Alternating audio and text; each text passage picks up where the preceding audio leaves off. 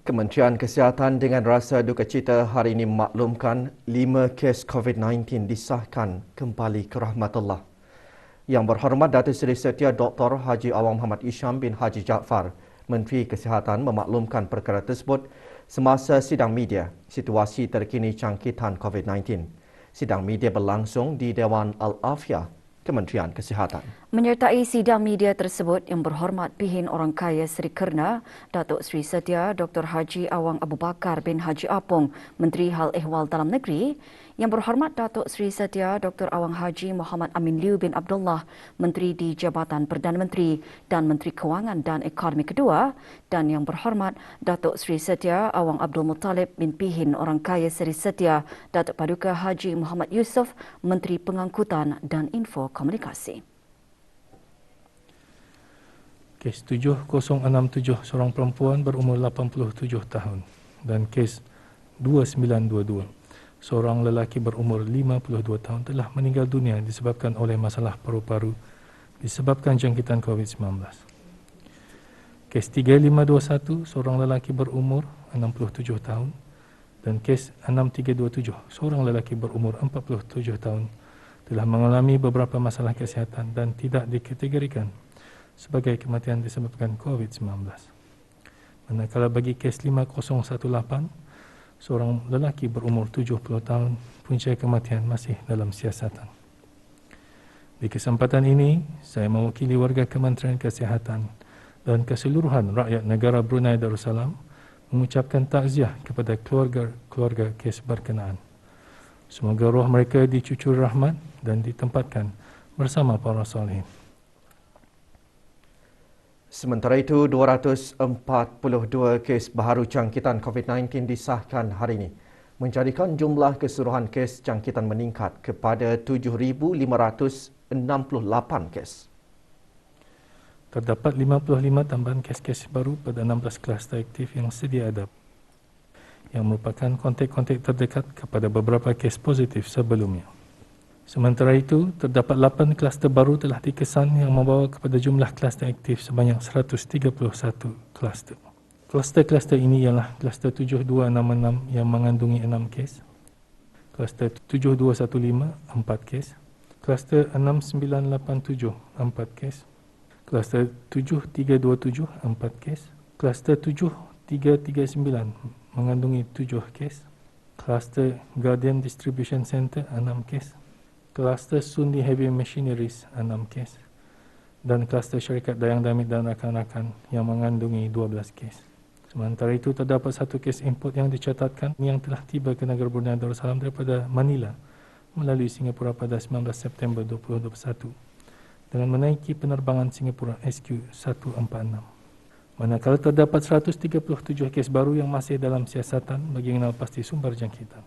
Dalam pada itu, 149 kes telah disahkan sembuh yang membawa jumlah kes yang sembuh di negara Brunei Darussalam kepada 5,192 kes. Manakala jumlah kes aktif ialah sebanyak 2,321 kes.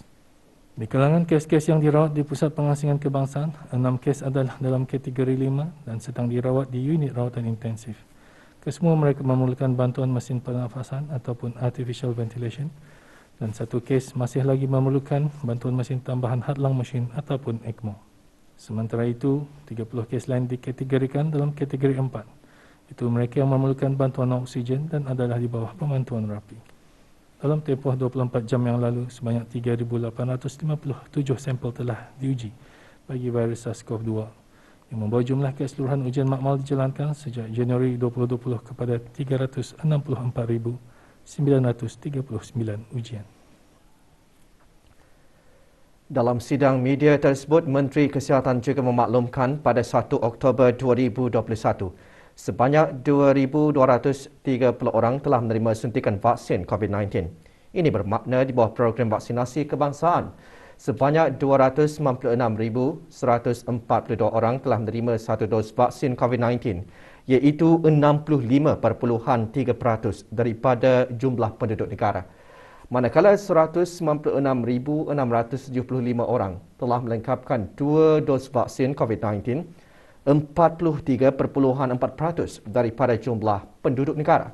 Dalam perkara itu, orang ramai juga diingatkan untuk mematuhi segala arahan yang telah dikeluarkan bagi mengawal penularan wabak COVID-19 seperti tidak keluar rumah tanpa tujuan yang penting. Dalam usaha pihak kerajaan ke bawah Duli Yang Maha Mulia Perdana Seri Baginda Sultan dan Yang di-Pertuan Negara Brunei Darussalam mempercepatkan dan meningkatkan kadar vaksinasi untuk mencapai sasaran sekurang-kurangnya 80% penduduk di negara ini melengkapkan 2 dos suntikan vaksin COVID-19 sebelum penghujung tahun 2021. Kementerian Kesihatan akan menambah slot vaksinasi di kesemua pusat vaksinasi seperti berikut. Bermula Selasa 5 Oktober, program vaksinasi kebangsaan akan menambah sebanyak 2,500 dos suntikan vaksin COVID-19 pada setiap hari. Perkhidmatan ini adalah bagi semua rakyat dan penduduk negara Brunei Darussalam, termasuk golongan warga emas, ibu-ibu mengandung dan orang kelainan upaya, kecuali kanak-kanak berumur di bawah 18 tahun. Keutamaan ini adalah diberikan kepada mereka yang menghadapi masalah untuk menambah slot vaksinasi dos pertama melalui aplikasi BruHealth. Perkhidmatan ini hanya diberikan secara tempahan yang mana boleh dilakukan lewat aplikasi WhatsApp sahaja ke nombor-nombor seperti yang tertera di skrin sekarang. Waktu tempahan ini akan bermula pada hari Isnin 4 Oktober 2021 dan waktu operasi bagi menerima tempahan adalah pada hari Isnin hingga Khamis dan Sabtu dari jam 8 pagi hingga 12 tengah hari.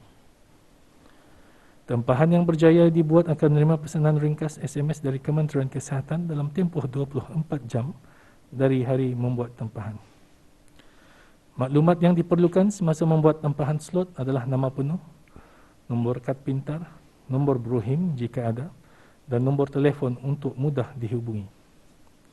Mana-mana individu yang tidak mempunyai BruHealth atau BruHim semasa membuat tempahan, mereka akan diaturkan untuk mendapatkan vaksinasi di 4 buah pusat vaksinasi seperti yang tertera di skrin, di mana mereka juga akan dikehendaki untuk menjalani ujian swab ART ataupun antigen rapid test sebelum divaksinasi.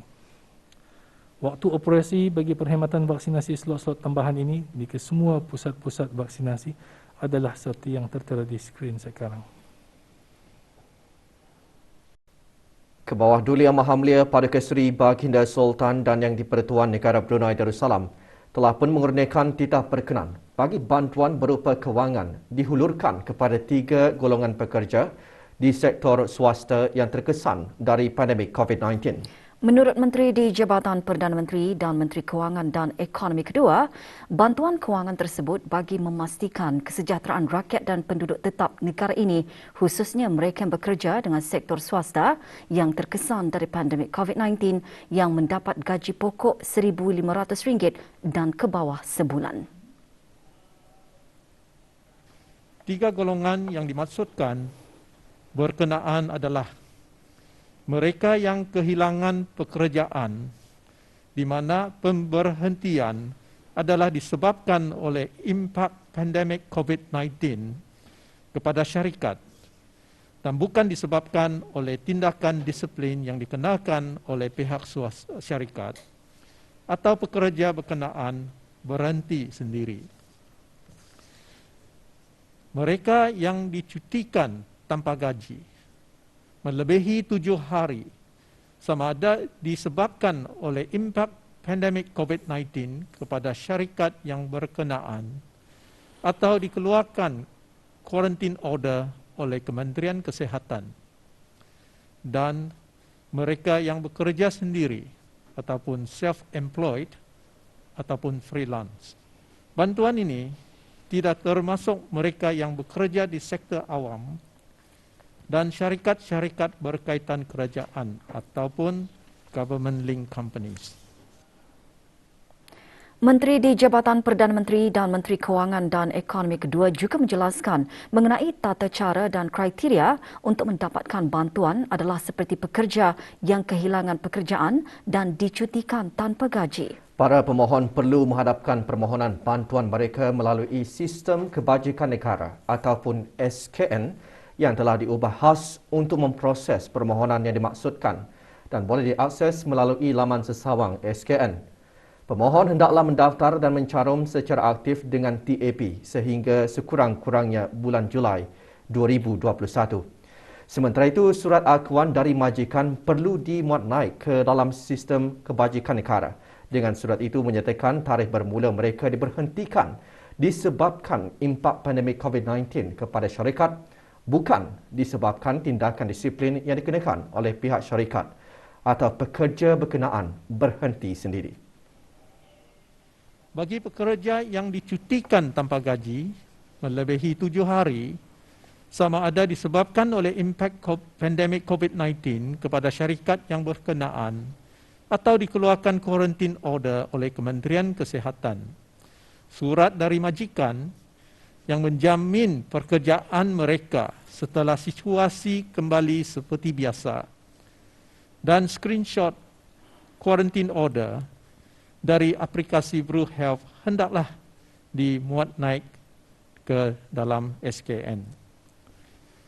Manakala bagi mereka yang bekerja sendiri, self-employed or freelance, adalah dinasihatkan untuk menghadapkan permohonan melalui SKN untuk mendapatkan allowance bantuan kebajikan bulanan ataupun BKB yang boleh diakses melalui laman sesawang www.skn.gov.bn yang mana pihak Kementerian Kewangan dan Ekonomi akan bekerjasama dengan Jabatan Pembangunan Masyarakat ataupun JAPIM di bawah Kementerian Kebudayaan, Belia dan Sukan bagi memastikan permohonan ini diproses mengikut tempoh yang bersesuaian. Video panduan yang lengkap mengenai tata cara membuat permohonan bantuan COVID-19 melalui SKN boleh diakses melalui saluran YouTube SKN Brunei. Manakala bagi pekerja yang kembali berkhidmat selepas dicutikan tanpa gaji bagi tempoh melebihi 7 hari, majikan bolehlah mendapatkan bantuan subsidi pembayaran gaji sebanyak 30% untuk tempoh 3 bulan dari pekerja berkenaan kembali bekerja di mana pemberian ini adalah tertakluk kepada penilaian Kementerian Kewangan dan Ekonomi dari masa ke semasa. Kadar bantuan kewangan akan dibahagikan kepada 2 kategori iaitu bagi mereka yang berstatus bujang, bantuan akan diberikan sebanyak RM250 sebulan. Manakala mereka yang berstatus kahwin, bantuan akan dihulurkan sebanyak RM250 sebulan dan RM50 sebulan bagi setiap tanggungan termasuk suami atau isteri dan anak sehingga 4 orang anak sahaja yang berumur di bawah 18 tahun yang tidak menerima sebarang allowance dari kerajaan ke bawah Yang Maha Mulia Paduka Seri Baginda Sultan dan yang di-Pertuan Negara Brunei Darussalam seperti allowance penuntut, allowance kebajikan dari Kementerian Kebudayaan, Belia dan Sukan atau Majlis Ugama Islam Brunei. Permohonan bagi mendapatkan bantuan ini hanya akan dipohonkan oleh sama ada ibu atau bapa atau penjaga. Bantuan ini dihulurkan untuk tempoh 3 bulan bermula pada 1 hari bulan September 2021. Bagi sebarang pertanyaan mengenai permohonan bantuan khas kewangan ini, bolehlah menghubungi melalui email covid19.assistance@mofi.gov.bn atau melalui pusat panggilan TAP di talian 2382800 atau 2382929 bagi pertanyaan tata cara permohonan dan di talian 819100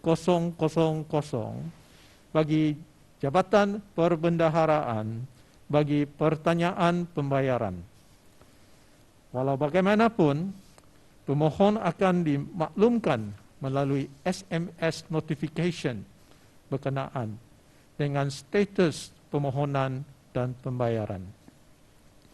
Akhir sekali, berikutan dengan tindakan interim yang dilaksanakan oleh Kerajaan Kebawah Duli Yang Maha Mulia Paduka Seri Baginda Sultan dan Yang di-Pertuan Negara Brunei Darussalam, saya menyeru dan mengingatkan kepada peniaga-peniaga untuk tidak memberhentikan pekerja, khususnya anak-anak tempatan, dan bagi majikan untuk tidak menyalahgunakan kemudahan-kemudahan yang diberikan oleh Kerajaan Kebawah-Duli Yang Maha Mulia, Paduka Seri Baginda Sultan dan Yang di-Pertuan Negara Brunei Darussalam. Domestic runner dikehendaki untuk mendaftar dengan Kementerian Pengangkutan dan Infokomunikasi. Menteri Pengangkutan dan Infokomunikasi menjelaskan ia bagi mengambil kira peningkatan kehendak bagi perkhidmatan domestic runners untuk menampung keperluan orang ramai. Ia juga sebagai langkah bagi menjaga kepentingan, keberadaan serta kesejahteraan pihak sektor perniagaan, pihak domestic runners dan khususnya orang ramai semasa negara menghadapi situasi penularan wabak COVID-19. Domestic runners adalah mereka yang memberi perkhidmatan berikut, sama ada sepenuh masa atau separuh masa, iaitu full time ataupun part time. Secara domestik di dalam negara Brunei Darussalam, iaitu pertama, individu yang memberikan perkhidmatan runners secara persendirian kepada orang awam, home-based businesses ataupun perniagaan dari rumah, dan syarikat-syarikat berdaftar seperti restoran dan lain-lain jenis perniagaan. Kedua, individu yang bertugas sebagai pekerja di bawah syarikat-syarikat yang berdaftar untuk memberikan perkhidmatan runner. Atau ketiga, pekerja yang ditugaskan untuk memberikan perkhidmatan penghantaran, iaitu delivery services, di bawah syarikat berdaftar seperti restoran, pasar raya atau perniagaan yang lain. Bagi syarikat-syarikat transport operators yang diberi kebenaran oleh Jabatan Perdana Menteri untuk keluar dan masuk negara Brunei Darussalam semasa situasi COVID-19, disarankan dan diperlukan untuk mengenal pasti dan membezakan di antara pekerja-pekerja yang ditetapkan sebagai transport operators dan juga sebagai domestic runners. Pekerja-pekerja berkenaan yang dikhususkan sebagai domestic runners adalah diperlukan untuk didaftarkan di bawah syarikat tersebut.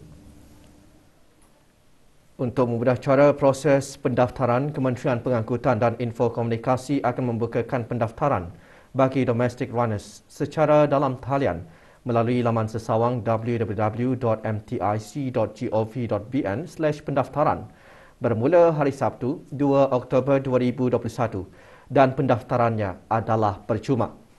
Maklumat yang diperlukan bagi pendaftaran adalah seperti nama penuh, nombor kad pengenalan pintar, nombor telefon bimbit, alamat rumah, alamat email, nombor bilangan pendaftaran kenderaan. Mereka yang berkhidmat di bawah syarikat berdaftar hendaklah juga memberikan nama syarikat masing-masing. Maklumat nombor BRUHIMS dan status vaksinasi juga diperlukan untuk pendaftaran tersebut. Bagi melengkapkan proses pendaftaran, domestic runners juga perlu membuat beberapa deklarasi yang menyatakan mereka menjalankan perkhidmatan domestic runner dan akan mematuhi undang-undang, peraturan dan garis pandu yang ditetapkan di bawah Akta Penyakit Berjangkit Penggal 204 serta undang-undang dan peraturan berkaitan lain yang berkuat kuasa di negara Brunei Darussalam. Setelah proses pendaftaran selesai, satu e-notifikasi ataupun e-notification akan di-email kepada runner berkenaan. Kementerian Pengangkutan dan Infokomunikasi juga akan memuat naik senarai domestic runners yang berdaftar di laman web MTIC, iaitu sebagai satu direktori yang mengandungi maklumat perhubungan ataupun contact details domestic runners di negara Brunei Darussalam untuk kegunaan sektor perniagaan dan orang ramai. Dalam hal ini, sokongan dan peranan setiap domestic runner dan pihak-pihak yang berkenaan termasuk orang ramai adalah sangat-sangat diharapkan untuk menghormati strategi dan langkah-langkah yang akan dilaksanakan dalam membendung penularan jangkitan COVID-19, khususnya semasa negara berada di dalam tempoh operasi pulih. Ini termasuklah dua, dengan mengatur rancangan penghantaran dan menyelesaikan tugasan masing-masing sebelum jam 8 malam. Domestic runners dalam hal ini adalah dinasihati dan disarankan untuk sentiasa bersedia dengan e-notifikasi pendaftaran domestic runners yang dikeluarkan oleh Kementerian Pengangkutan dan Infokomunikasi dan sebarang bukti transaksi seperti arahan majikan dan atau perundingan penghantaran bersama pelanggan-pelanggan melalui WhatsApp, email atau mana-mana kaedah yang berkenaan. Pendaftaran domestic runners ini adalah usaha yang dijalankan dengan penyelarasan bersama di antara Jabatan Perdana Menteri, Kementerian Kewangan dan Ekonomi, Kementerian Kesihatan, Kementerian Pengangkutan dan Infokomunikasi dan pihak berkuasa industri teknologi infokomunikasi AITI. Bagi maklumat lanjut mengenai pendaftaran bagi domestic runners ini, seperti garis panduan dan soalan-soalan lazim iaitu FAQs, bolehlah melayari laman web Kementerian Pengangkutan dan Infokomunikasi di www.mtic.gov.bn/pendaftaran dan untuk pertanyaan lanjut sila hubungi melalui email ke runners@mtic.gov.bn. Menteri Pengangkutan dan Infokomunikasi turut memaklumkan beberapa penambahbaikan telah pun dilaksanakan kepada portal gov.bn bagi mengajukan sebarang pertanyaan atau pendapat mengenai apa jua jenis perkhidmatan kerajaan. Dalam hal ini, orang ramai disarankan untuk melayari www.gov.bn dan khususnya menuju kepada pautan Government Directory bagi mengakses email rasmi kementerian atau jabatan yang berkenaan. Dan selain itu, pautan hubungi kami iaitu Reach Us juga boleh digunakan untuk menyuarakan sebarang cadangan atau pertanyaan lanjut mengenai perkhidmatan-perkhidmatan yang diperlukan. Untuk maklumat lanjut dan sebarang perkembangan terkini, orang ramai bolehlah mengikuti media sosial gov.bn iaitu Instagram @gov.bn, Telegram gov.bn official. Bagi perkhidmatan-perkhidmatan yang dijelaskan di sini dan juga bagi perkhidmatan-perkhidmatan lain di bawah bidang kawalan kementerian ini, Kementerian Pengangkutan dan Infokomunikasi mengambil perhatian dan ingin mengucapkan terima kasih di atas maklum balas orang ramai yang diterima setakat ini serta menekankan bahawa segala usaha-usaha penambahbaikan perkhidmatan adalah giat dilaksanakan secara berterusan.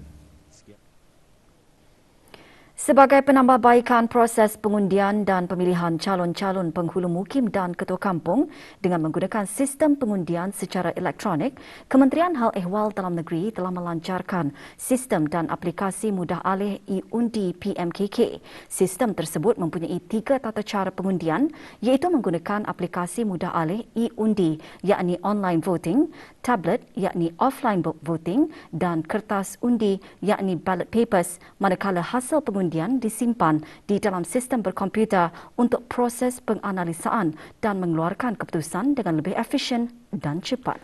Ia merupakan alternatif tambahan kepada kaedah konvensional dan pelancarannya diadakan petang tadi di Kementerian Hal Ehwal Dalam Negeri. Dengan pelancaran tersebut, penduduk kampung bolehlah mendaftar sebagai pengundi menggunakan aplikasi mudah alih e-undi PMKK yang boleh dimuat turun dari App Store atau Google Play serta boleh diakses menggunakan akaun e-Darussalam. Pelancaran sistem dan aplikasi e-undi PMKK disempurnakan oleh Yang Berhormat Pihin Orang Kaya Seri Kerna Datuk Seri Setia Dr. Haji Awang Abu Bakar bin Haji Apong, Menteri Hal Ehwal Dalam Negeri. Pendaftaran pengundi bagi sistem e-undi dan pengundian menggunakan tablet akan ditutup 24 jam sebelum tarikh pengundian dan pemilihan calon-calon penghulu mukim dan kampung bermula. Manakala bagi pengundian menggunakan kertas undi, pendaftaran adalah dibuka sehingga hari terakhir mengundi. Sementara itu, pengundi yang telah mendaftar dan berpindah rumah diperlukan untuk mengemaskini serta mendaftar alamat rumah baharu di Jabatan Imigresen dan Pendaftaran Kebangsaan dan seterusnya mendaftar semula sebagai pengundi di kampung baharu. Majlis pelancaran turut disertai secara maya oleh ahli-ahli Majlis Mesyuarat Negara.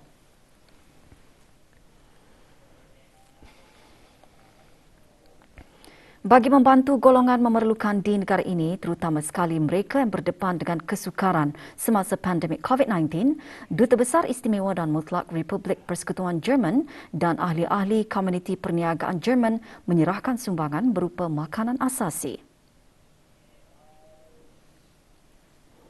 Sumbangan diserahkan kepada Dayang Hajah Nur Ashikin binti Haji Johari, Setiausaha Tetap Kemasyarakatan dan Kebudayaan, Kementerian Kebudayaan, Belia dan Sukan yang disempurnakan oleh Puan yang terutama Gerda Winkler, Duta Besar Istimewa dan Mutlak Republik Persekutuan Jerman ke negara Brunei Darussalam.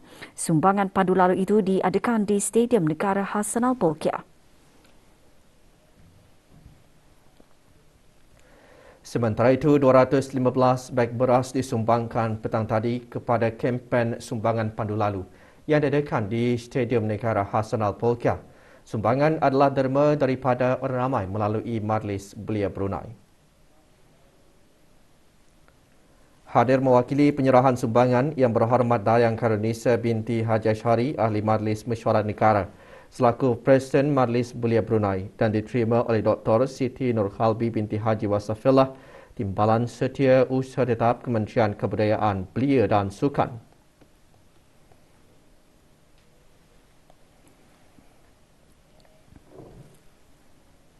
Hampir 1,000 pak makanan disumbangkan semasa kempen sumbangan pandu lalu di Stadium Negara Hassan Al-Bolkiah. Sumbangan daripada pelbagai agensi swasta dan persendirian itu berupa makanan dan barang keperluan anak damit. Antara yang hadir Dayang Saidah binti Haji Wahid alias Burut, Timbalan Setiausaha Tetap Kementerian Kebudayaan, Belia dan Sukan. Sumbangan pandu lalu tersebut adalah inisiatif sukarelawan Belia Brunei dan disokong oleh Kementerian Kebudayaan, Belia dan Sukan.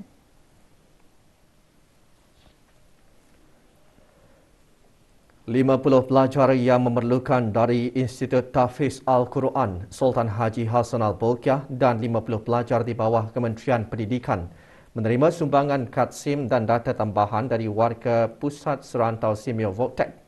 Sumbangan itu akan memudahkan para pelajar terbabit untuk mengikuti pembelajaran secara dalam talian.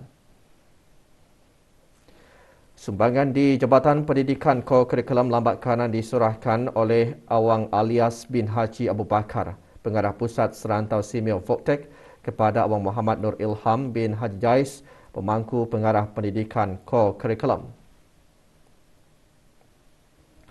Sementara sumbangan juga diserahkan kepada Pengiran Haji Amiruddin bin Pengiran Haji Damit, Pengetua Institut Tahfiz Al-Quran Sultan Haji Hassan Al-Bolkiah di bangunan institut berkenaan. Sumbangan merupakan salah satu program sempena ulang tahun penubuhan Pusat Serantau Simeo Voktek ke-31 dan inisiatif tanggungjawab sosial korporat warga Pusat Serantau Simeo Voktek.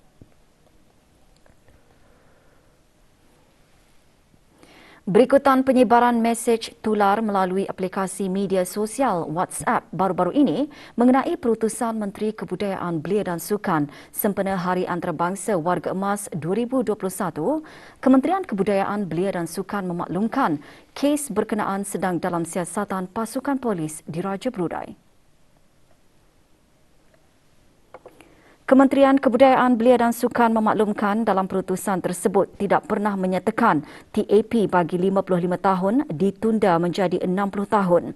Sehubungan itu, orang ramai dinasihatkan agar jangan sekali-kali terlibat dalam mengeluarkan dan menyebarkan maklumat-maklumat yang tidak sahih dan tidak berasas serta tidak mudah percaya terhadap maklumat-maklumat yang mencurigakan dan belum dipastikan kesahihannya. Menyebarkan maklumat tidak sahih, apatah lagi yang palsu dan direka semata-mata berniat untuk mengelirukan adalah menjadi kesalahan dan boleh dilaporkan di bawah Perundangan Akta Ketenteraman Awam Penggal 148 Seksyen 34.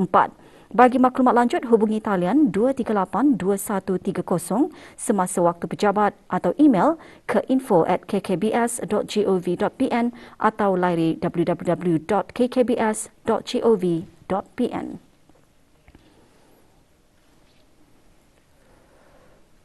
Beberapa kawasan rendah di daerah Blyth mengalami banjir berikutan dengan hujan lebat. Bagaimanapun, keadaan banjir dilaporkan mulai surut petang tadi. Menurut Jabatan Bomba dan Penyelamat Cawangan Operasi B daerah Belait, banjir melibatkan 2 buah mukim iaitu Mukim Liang dan Mukim Bukit Sawat. Paras air banjir di Kampung Sungai Kuru Lumut 1, Mukim Liang dicatatkan 1 meter, manakala paras air banjir di Jalan Lait Lakang mencatatkan 0.4 meter. Kampung yang terjejas pada pagi tadi adalah Kampung Kuru dan sekitarnya, dan banyak 21 buah rumah terlibat. Dan beberapa jabatan juga terlibat seperti Jabatan Daerah Belait dan Japim, di mana pegawai-pegawai tersebut telah pun dihubungi oleh Jabatan Daerah Belait. Itu berhubung dengan adalah kejadian tersebut. Sementara itu, beberapa kawasan rendah di daerah Tutong juga mengalami banjir. Balai Bomba Lamunin melaporkan banjir melibatkan 2 buah mukim iaitu Mukim Rambai dan Mukim Ukong.